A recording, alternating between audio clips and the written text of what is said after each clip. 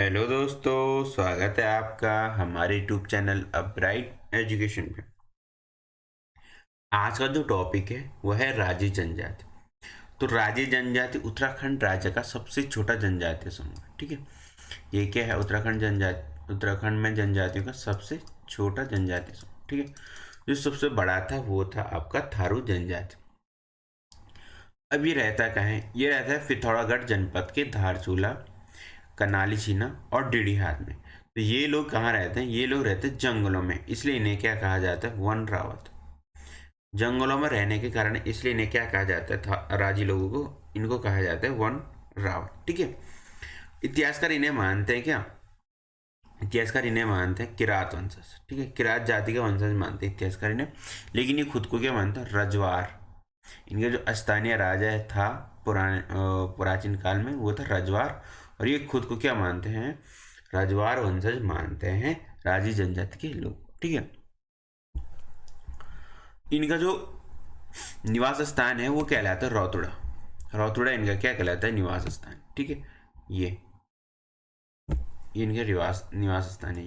ये ऊपर देखो, ये वाली इस वाली तस्वीर में दिखाया गया है। जो इनका निवास स्थान है वह है रतुड़ा, और इनकी जो मातृभाषा वो है मुंडा, और बाहर के लोगों के साथ ये कुमाऊनी भाषा में बात करते हैं। ठीक है, जो आपस में बात करते हैं मातृभाषा में, ये मुंडा। ये इनका निवास स्थान है। ये यहाँ पे मिट्टी के घर बने हुए देखो ये। ठीक है, जंगल में। या तो ये क्या, ये वाले घर पॉलीथीन के बने हुए। ठीक है, तो ये क्या कहलाते हैं? रौतुड़ा कहलाते हैं इनका जो निवास स्थान है।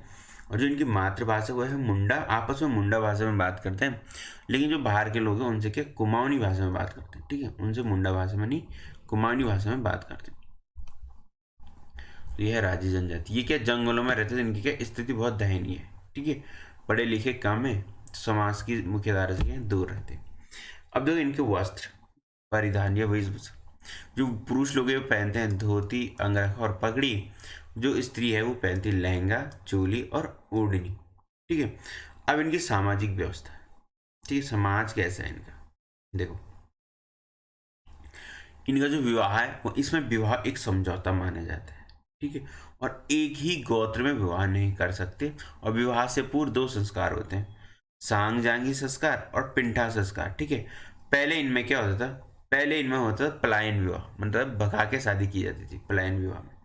कि मतलब वहाँ पे शादी नहीं करनी, शादी करनी भगा के। ठीक है, भाग जाना शादी करने के लिए।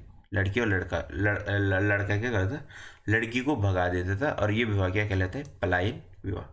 लेकिन अब क्या है? ये प्रथा नहीं है इनमें।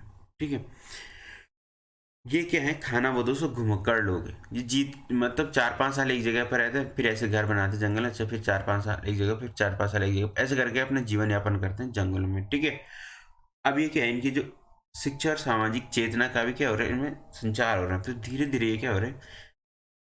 अब जो हमारा समाज है उसमें आ रहे हैं, और यहाँ के लोग क्या हैं? इनको नौकरियां वगैरह दी जा रही है पढ़ने लिखने के बाद। तो ये एक अस्थायी जीवन जी रहे हैं आप। ठीक है, अब इनका क्या है? धर्म और देवता।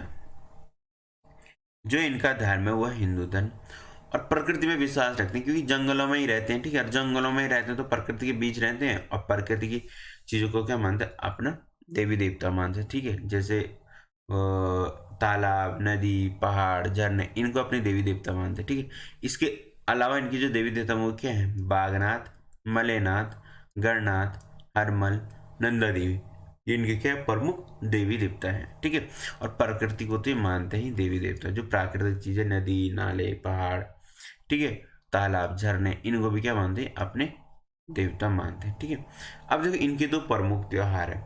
पहला एक कर्क संक्रांति जिसे कारक संक्रांति कहते हैं, दूसरा मकारा संक्रांति जिसे मकर संक्रांति कहते हैं। ठीक है, तो ये क्या कर्क संक्रांति, मकर संक्रांति, इनके क्या है? प्रमुख दो त्योहार है। ठीक है, अब इनके जो अर्थव्यवस्था वो है अर्थव्यवस्था इनके क्या? इनकी अर्थव्यवस्था है कास्ट। ठीक है, कास्ट कला।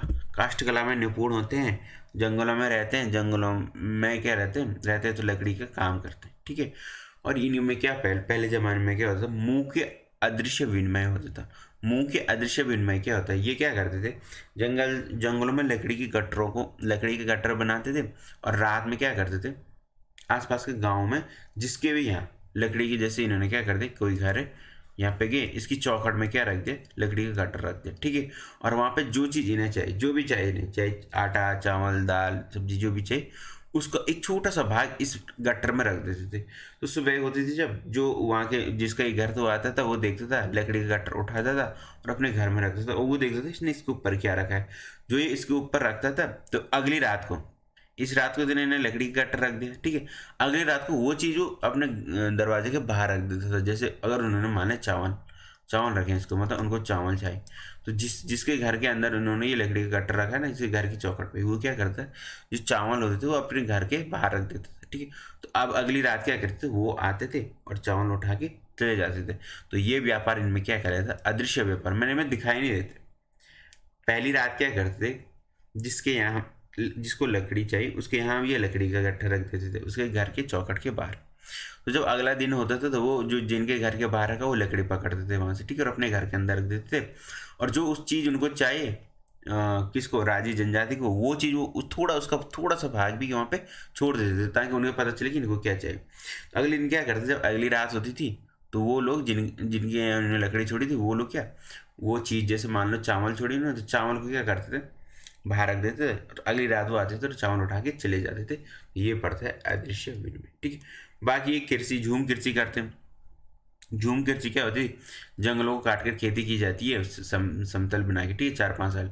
फिर वो खाना बदोश जीवन जीते, तो क्या 4-5 साल एक जगह पर रहे, वहाँ पर कृषि करी, फिर 4-5 साल दूसरी जगह पर कृषि करी, तो वाली कृषि क्या कहलाती है, झूम कृषि, ठीक है। आखेट, आखेट क्या होता है, शिकार करते थे, पशुपालन और वन उत्पादों का संरक्षण, ठीक है, संग्रहण।